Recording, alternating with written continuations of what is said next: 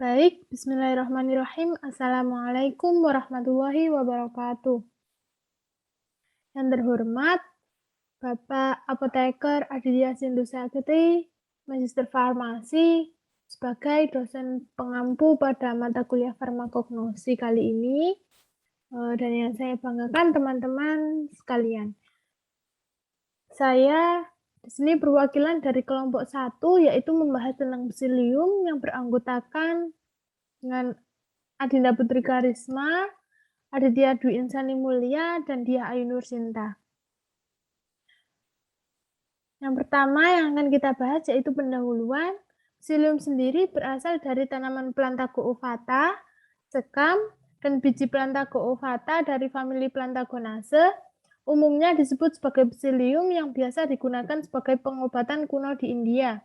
Biji psilium sendiri berwarna coklat, bertekstur lembut dan cekung di bagian tengahnya yang mengandung 19% serat, yaitu terdiri dari 34% serat tidak larut dan 66% serat larut. Kemudian ada 18,8% protein dan ada 18-20% trigliserida.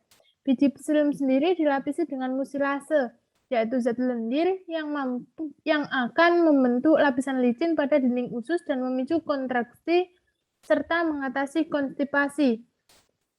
Jadi psilium sendiri biasa digunakan untuk pengobatan konstipasi atau merupakan obat pencahar yang bekerja dengan cara meningkatkan jumlah air dalam feses agar lebih lembut sehingga mudah untuk dikeluarkan.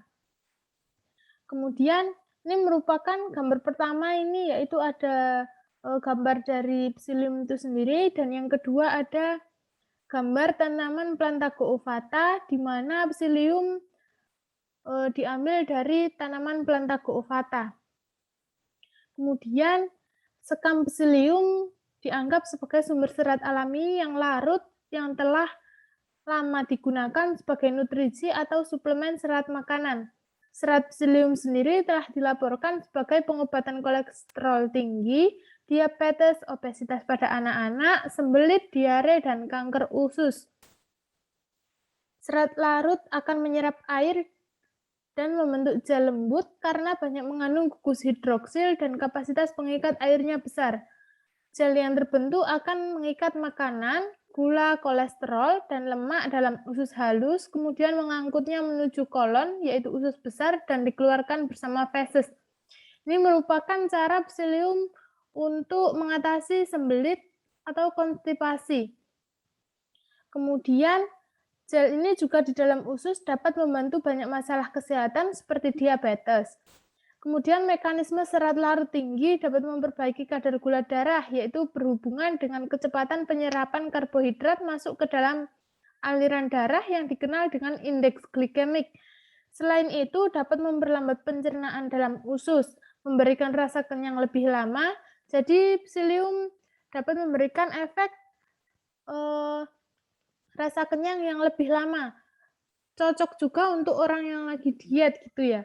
Kemudian dia juga dapat memperlambat laju peningkatan glukosa darah sehingga insulin yang dibutuhkan untuk mentransfer glukosa ke dalam sel tubuh semakin sedikit. Kemudian ada farmakognostik dari psilium itu sendiri. Sinonim dari psilium yaitu ada biji psilium, biji pisang raja, biji kutu, ispahula, isabgol, dan isabgul.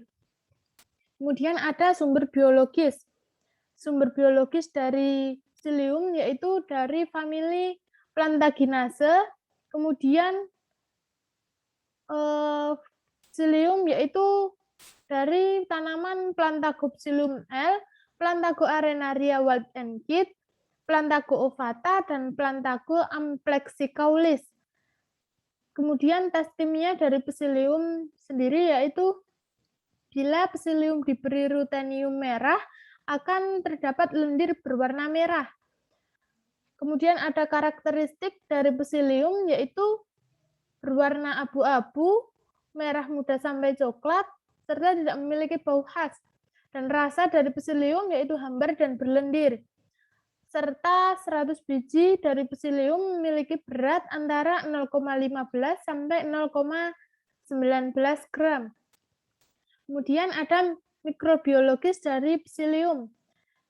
Yang pertama itu ada testa epidermis, yaitu yang bagian warna pink-pink ini. Kemudian ada pigment layer.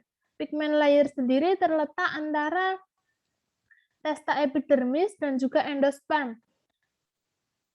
Kemudian setelah pigment layer ada yang namanya endosperm. Kemudian ada embrio dan yang bagian terluar yaitu ada mucilage zone.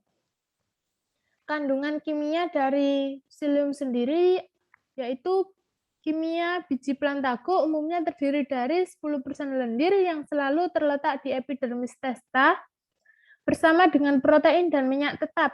Lendir dasarnya terdiri dari pentosan dan asam aldobionik. Kemudian ada sumber geografis dari Psyllium, yaitu Psyllium adalah ramuan tahunan yang praktis berasal dan ditanam di Prancis dan merupakan bagian utama dari biji Psyllium impor Amerika.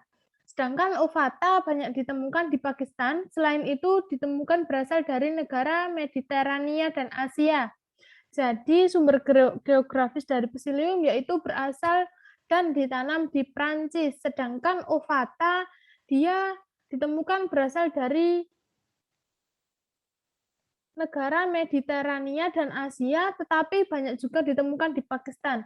Kurang lebih seperti itu. Sekian presentasi dari kelompok kami.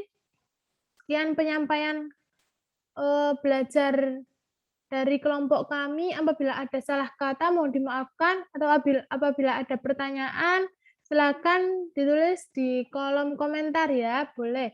Terima kasih. Wassalamualaikum warahmatullahi wabarakatuh.